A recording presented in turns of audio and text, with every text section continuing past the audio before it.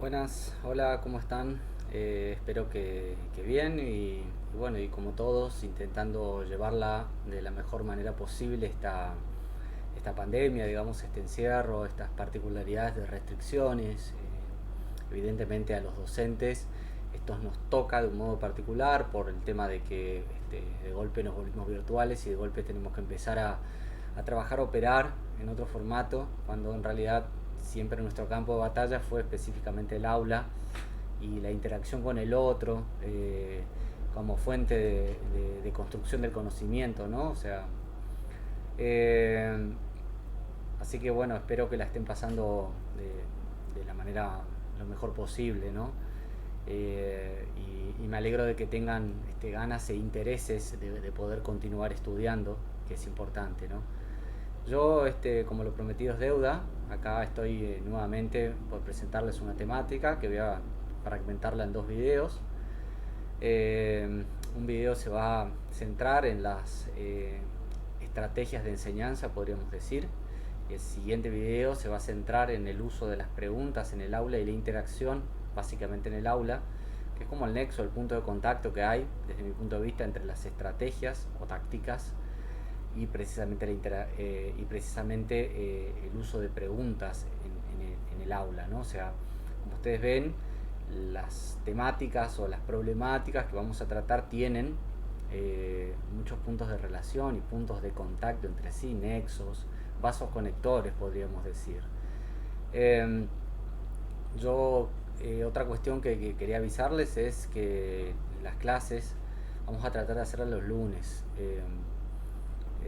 Yo generalmente termino muy agotado la semana, los días viernes.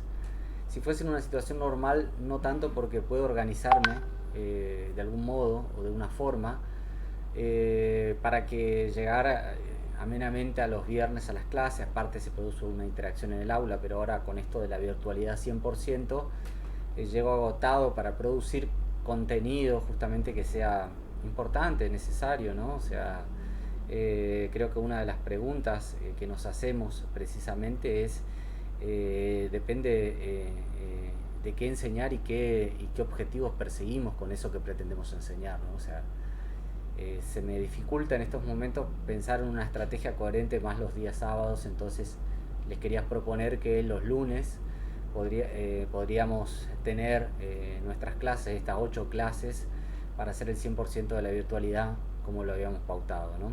Entonces tengamos en cuenta que si bien ahora nos estamos un poquito atrasando con nuestro calendario, que estén atentas para que los días lunes podamos subir las clases. Bien, vayamos al meollo del asunto, ¿no? O sea, la problemática de las tácticas y de la estrategia, de la perspectiva de Desertó. Desertó, lógicamente, como ustedes saben, no habla o no está hablando específicamente de lo pedagógico. Desertó está hablando en ese famoso libro de artes de lo cotidiano, que tiene que ver con el uso precisamente de las retóricas, de los enunciados, de los símbolos por la ciudad, o sea, esa construcción simbólica de lo cotidiano, desde el punto de vista de la historiografía, de la semiótica, de la filosofía, de la historia o de la filosofía específicamente, ¿no? Entonces lo que nosotros hacemos con Desertó es extrapolar esas ideas al campo más bien de la educación, porque nos parece o nos resulta interesante la reflexión teórica que él hace en torno a las tácticas y a las estrategias.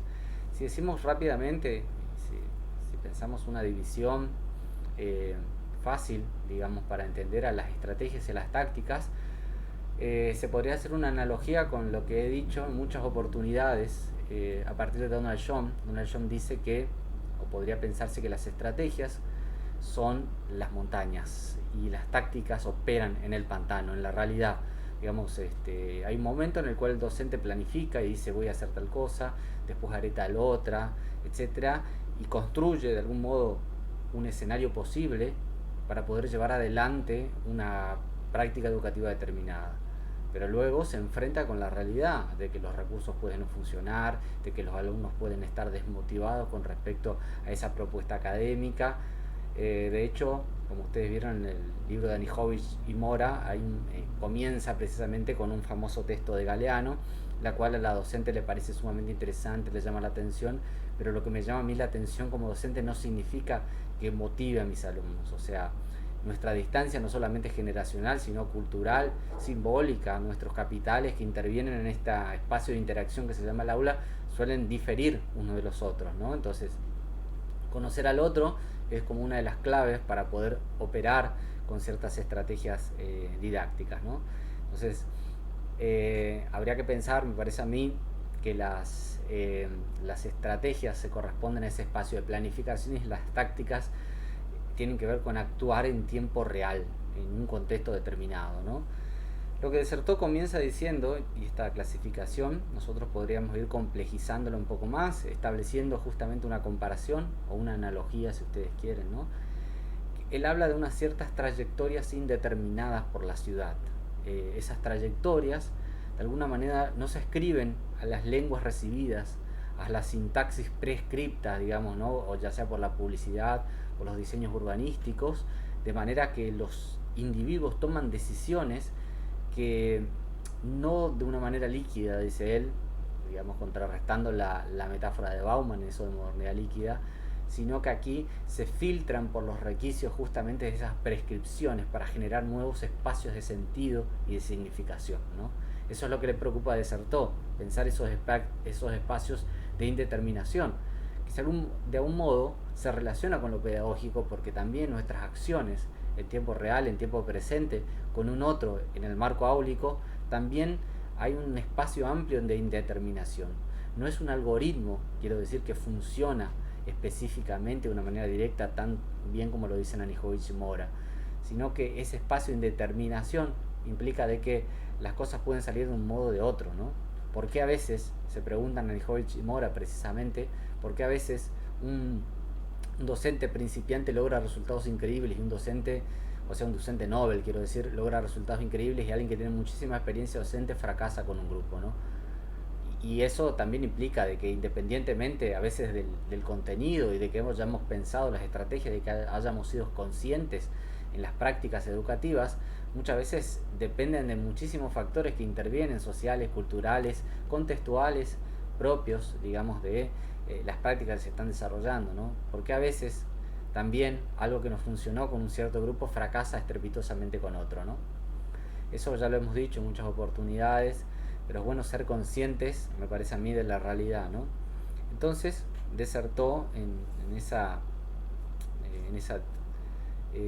división, digamos, que propone entre esa dialéctica permanente entre las estrategias y las tácticas, habla de que la estrategia podría definirse como un cálculo, o manipulación de las relaciones de fuerza desde una cierta voluntad o poder. Digamos que las estrategias tienen que ver con un terreno propio, ¿no? Acá hay una cuestión de analogía, me parece, con el docente. O sea, nuestro terreno propio es el aula, o es el marco áulico, regulada por una cierta institución que inviste de un cierto poder o genera una simetría en el vínculo, como ustedes han visto en otras materias, entre el docente y los estudiantes, ¿no?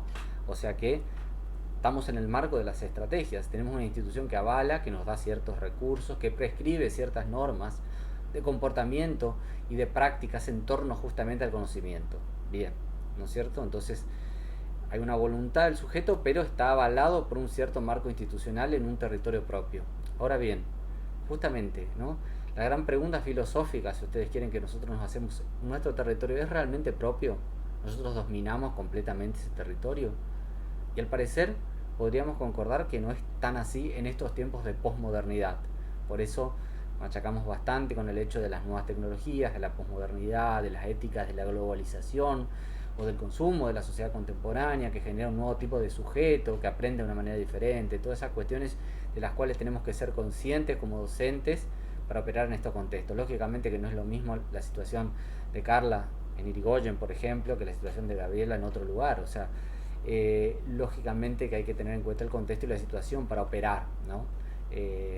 No son alumnos en los cuales están asediados por las tecnologías como un alumno en Posadas, ¿no? Hay que tener en cuenta eso, sin lugar a dudas, ¿no?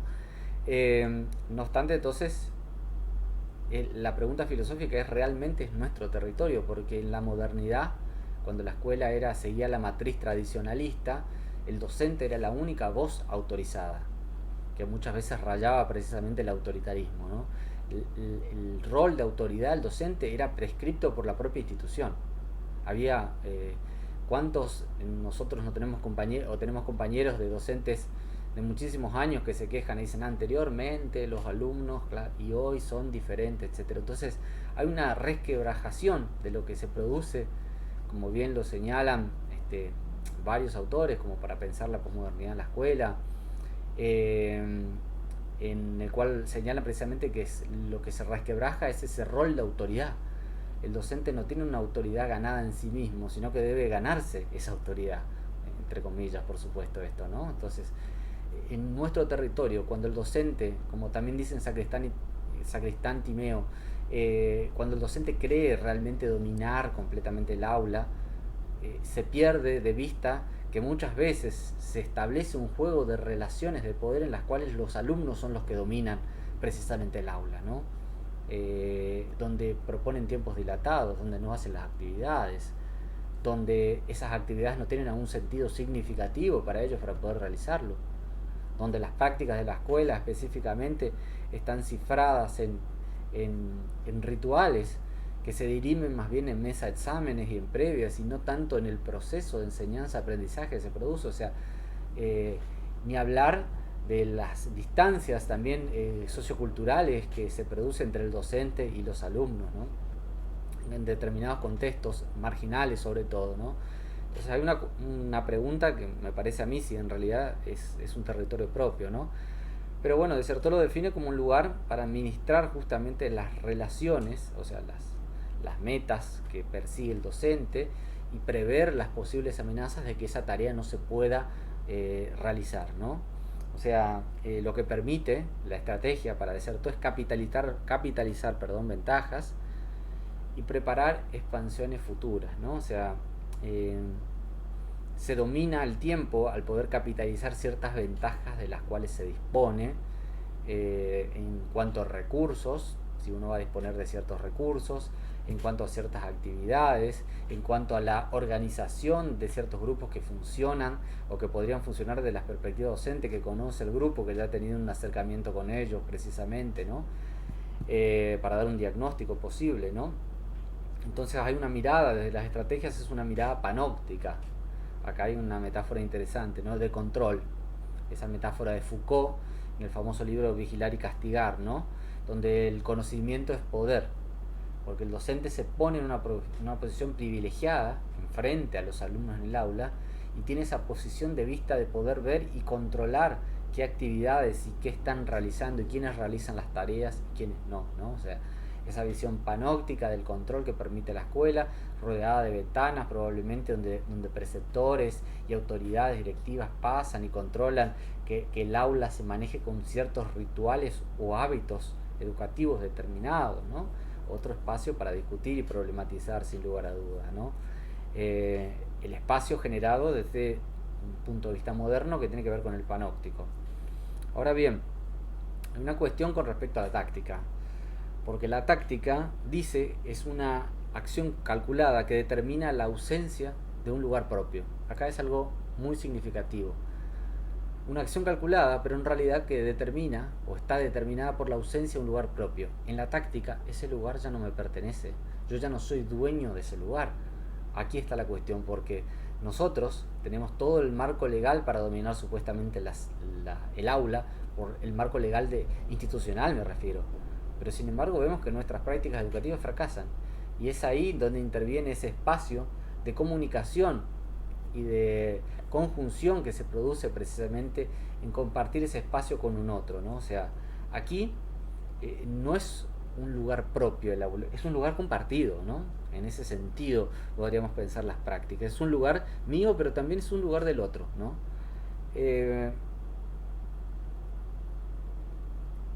Lo que dice Desertó me parecía muy gracioso, por eso lo cito, ¿no? Que las tácticas funcionan a partir de leyes que movilizan fuerzas extrañas de movimiento en el campo del enemigo, ¿no? Citaba esto precisamente, ¿no? Porque ese espacio compartido de visibilidad, de relación con el otro precisamente, se transforma en aquel espacio que creíamos dominar completamente en nuestra mente, las tierras altas, como decía a partir de John, en un lugar compartido con el otro y donde se establecen múltiples vínculos, ¿no? Dice que las tácticas tienen que ver con ocasiones, que caza furtivamente, que crea sorpresas, que aprovecha precisamente esas ocasiones y depende exclusivamente de ellas. Acá hay un punto muy interesante, ¿no? O sea, las tácticas tienen que ver con correcciones o con movimientos dentro de un marco áulico y dentro de una estrategia ya pensada. Las tácticas no es una improvisación por improvisación misma, ¿no? Incluso la propia improvisación, como decíamos en otras clases, está regulada por una acción docente o por un saber hacer, precisamente, ¿no? Que tiene ciertos rituales de comprensión, de consignas, etcétera, y así sucesivamente, ¿no? Entonces tiene que ver con esta sorpresa, para dejarse sorprender, para cazar furtivamente y para aprovechar las ocasiones. Un docente no puede estar desatento a lo que está pasando en el aula. A veces una pregunta insidiosa, una pregunta que busca evadir la actividad, es una pregunta que podríamos capitalizar como medio precisamente para operar en el marco áulico. Lógicamente que esto no se logra de la noche a la mañana, tiene que ver con una experiencia y tiene que ver con una práctica docente sostenida en el tiempo, ¿no? Pero estar atento al otro, estar atento a lo que uno realiza. Por eso está en relación, un vínculo permanente, ustedes van a ver, con las prácticas reflexivas antes, durante y después de la acción. En el durante estarían las tácticas, justamente, en el cual se aprovechan esas ocasiones particulares, se crea un efecto sorpresa. ¿Qué parece si hacemos así, de este modo? O si uno le propone una consigna, ve que esa consigna no está avanzando lo suficiente, ¿por qué no propone otra consigna para romper precisamente con esa linealidad o proponer algo nuevo y algo diferente, algo heterogéneo? Bueno, si no lo estás pudiendo resolver de este modo, ¿por qué no buscar resolverlo de tal otro? ¿O por qué no haces tal otra cosa, no? O sea, desde el punto de vista de Corax, desde los sofistas, es convertir la posición del más débil en el más fuerte, ¿no? Cuando justamente estamos débiles con respecto a la relación que tenemos con los alumnos de poder llevar adelante estas prácticas, es donde se vuelve potencial y significativo, ¿no? Nos vamos a centrarnos en las posiciones de Díaz Barriga, ¿no? Porque ustedes ya tendrán la posibilidad de leer y de recorrerla. A mí lo que me interesa más de Díaz Barriga es las diferentes estrategias que muestra ese capítulo, las posiciones con respecto a esas estrategias, ¿no? Redes conceptuales, cuadros sinópticos, o sea, la multiplicidad de recursos que tienen una relación estrecha muchas veces con la temática que se está llevando adelante, ¿no?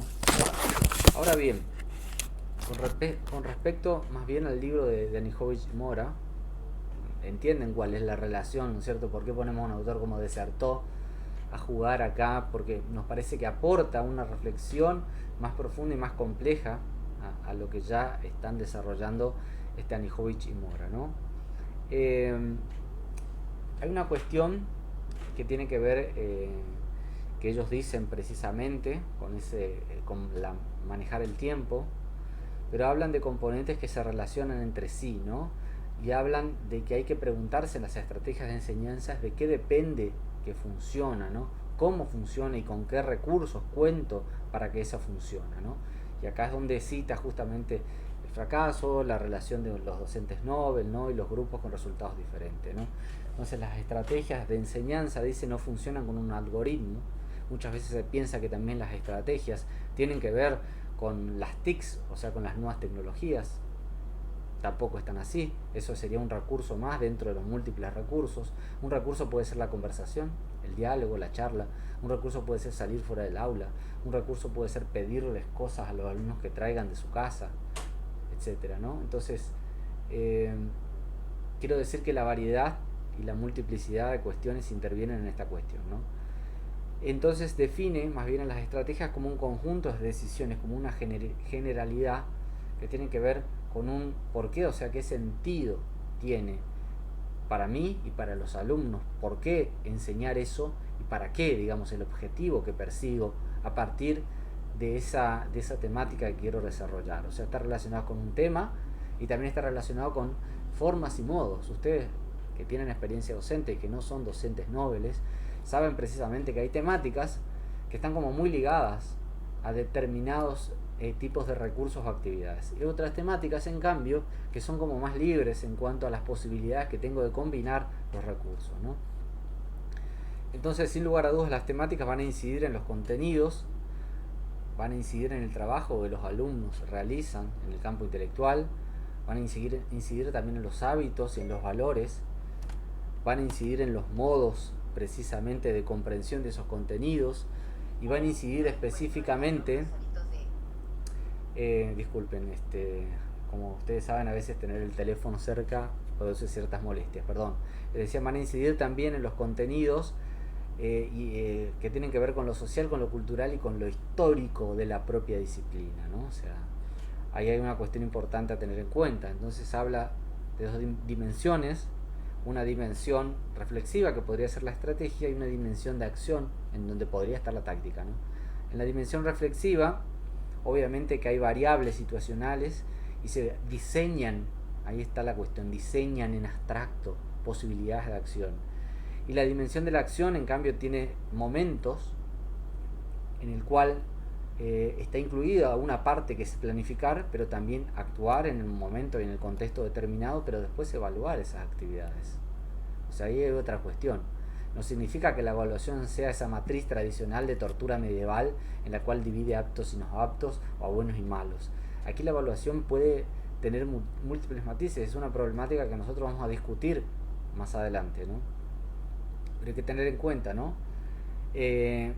A mí me parece que esto que están señalando, estas dos dimensiones, justamente la dimensión reflexiva y la dimensión de la acción, se relaciona mucho con lo que dice Miriu, que también citan en Lijovic y Mora, con ese espacio metacognitivo, en el cual se colma un espacio entre yo y el otro, ¿no? Entre el conocimiento que tiene el alumno y el mundo, esa zona de aproximación, de desarrollo próximo, diría Vygotsky, esa zona proximal en el cual se interactúa, ¿no? En el cual se intercambian justamente saberes, contenidos, discusiones, diálogos, etcétera, ¿no? Ahí es donde se colma con ese uso de determinadas estrategias y tácticas para que funcione justamente el conocimiento, ¿no?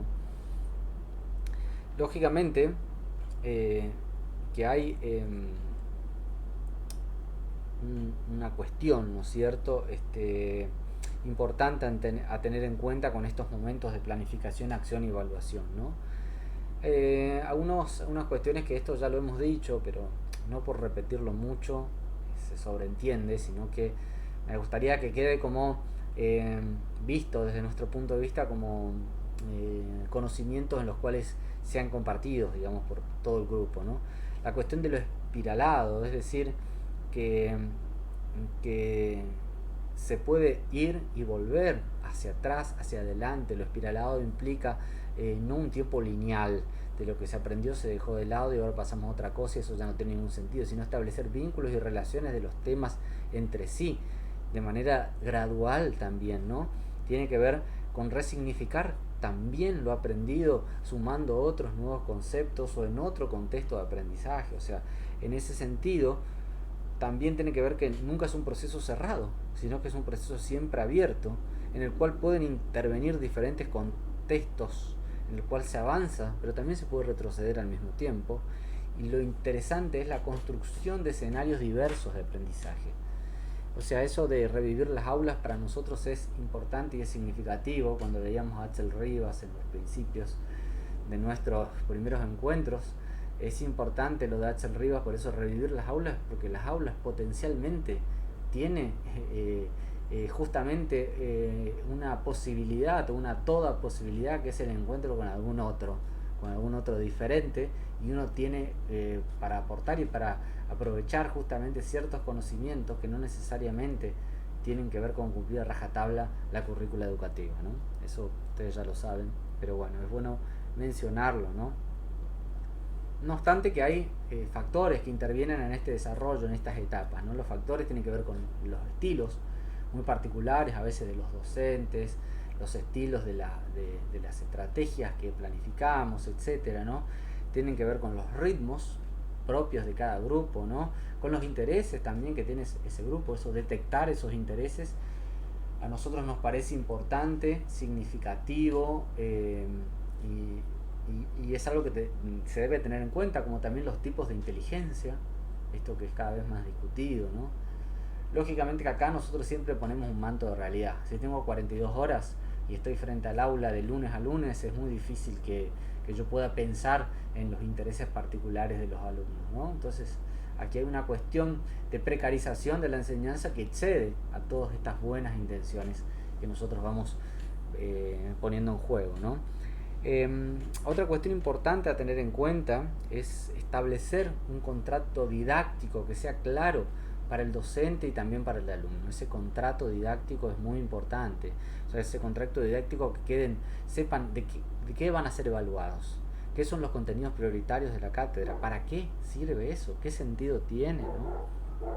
Es posible que se autoevalúen, es posible hacer autoevaluaciones, o sea, permitir que el alumno evalúe a un compañero, digamos, jugar con esos espacios es interesante acá en este sentido, ¿no? O sea, eh, también con respecto a las cuestiones, ¿no? de las prácticas que tienen que ver con el interés particular de los alumnos, ¿no? La pregunta filosófica que se hacen en Ijovich y Mora es si los intereses de los alumnos son naturales o espontáneos. Vieron que suele haber una vulgata, digamos, ¿no? Una oposición del sentido común a decir que es como si fuese que esas cosas te salen natural. Vos naciste para ser cocinero, vos naciste para ser futbolista, vos naciste porque sos bueno en los números, etcétera. Vos naciste porque sos bueno en la lectura, y así sucesivamente, ¿no? Como si fuese que esas actividades tienen que ver con un don que viene de algo, de un poder divino, pongamos por caso, de una herencia biológica. Si somos más obviamente que restrictivos con respecto a eso, acá hay que pensar que el ser humano hay que pensarlo desde el punto de vista de lo superorgánico, como decía Kroeber, ese cruce entre lo cultural y lo biológico que en una etapa de nuestra evolución se produjo y que es imposible de romper. O sea, así como que nos movilizamos nuestros organismos, nuestras formas de pensar, o sea, el juego de sinapsis que establecemos se adaptan al contexto y a la situación que estamos pasando. Hay que tener en cuenta que eso biológico está ligado o está estrechamente vinculado con lo cultural. Lo superorgánico implica que no podemos pensar lo biológico separado de lo cultural, ¿no? Entonces, sin lugar a dudas que tiene que ver con la alimentación, tiene que ver con la motivación, tiene que ver con el contexto en el cual se crían, sin lugar a dudas, ¿no? Eso va a incidir, digamos, en los intereses. Un niño más estimulado tal vez tenga mayores intereses que un niño que nunca fue estimulado. Entonces, por eso hay que tener en cuenta esas cuestiones, ¿no? Ahora, ellos dicen, no puede pensarse de este modo que los intereses son solamente naturales, que me surgen a mí, por mí mismo, sino que dependen de múltiples factores, y muchas veces el interés puede provenir del docente cuando propone algo que no tenía ni idea. O sea, permitirle al otro descubrir cosas que no creía que existían o que no estaba en su radar o en su radio. Ahí hay un punto interesante. O sea, no son los conocimientos naturales o espontáneos, sino que dependen de la interacción con un otro, ¿no? Se aprende precisamente en la interacción con el otro. ¿Cuántas veces nos ha pasado en nuestra niñez con respecto, por ejemplo, a los gustos musicales? Estoy pensando en la adolescencia, ¿no? Bandas o grupos de música que no escuchábamos, pero de golpe a un amigo que admiramos o una amiga que admiramos, de golpe nos dicen, estoy escuchando tal banda.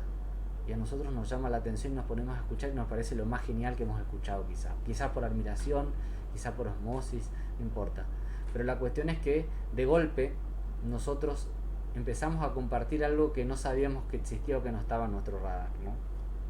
Bien, para cerrar entonces me parece a mí, ya estamos hablando muchísimo, ¿no? Algo que tiene que ver con las rutinas o los hábitos. Esto no quiere decir que yo sea un docente totalmente revolucionario y que venga a romper con todas las normas, de proponer cosas divertidas, y entiende que las tácticas y estrategias tienen que ver con lo entretenido, y no es tan así.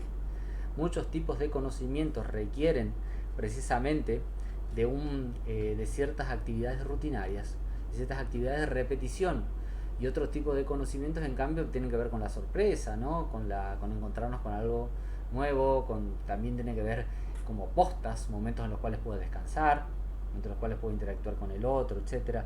El ejemplo que dan Anijovic y Mora muy interesante es de la clase de química. Dice, bueno, si yo quiero dar conceptos, es bueno que tenga ese marco repetitivo, que me proponen ciertas estrategias o hábitos ya acumulados a lo largo del tiempo.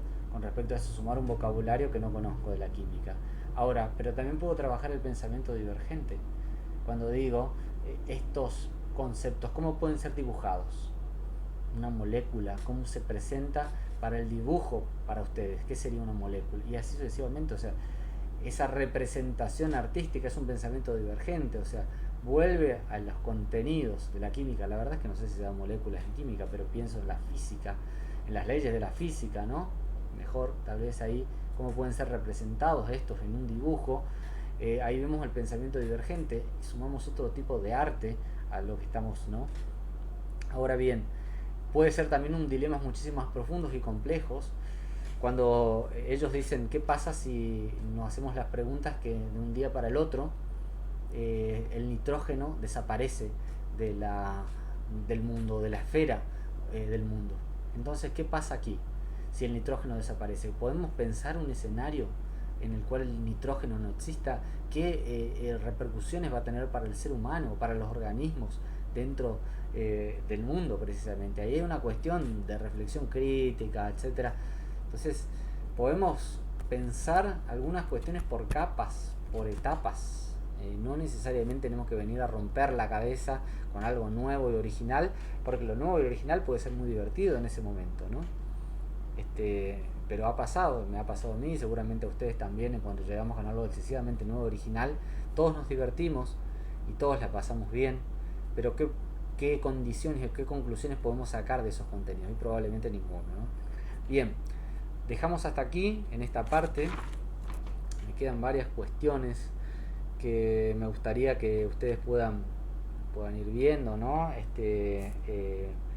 La última parte, ellos se refieren a estos nuevos tipos de conocimientos, de hacer algo a partir de lo ya hecho, ¿no? Como los memes, fíjense, los memes que son, o sea, algo que ya hicieron otros, darle un nuevo sentido a eso que hicieron, que es una forma en la cual interactúan los adolescentes.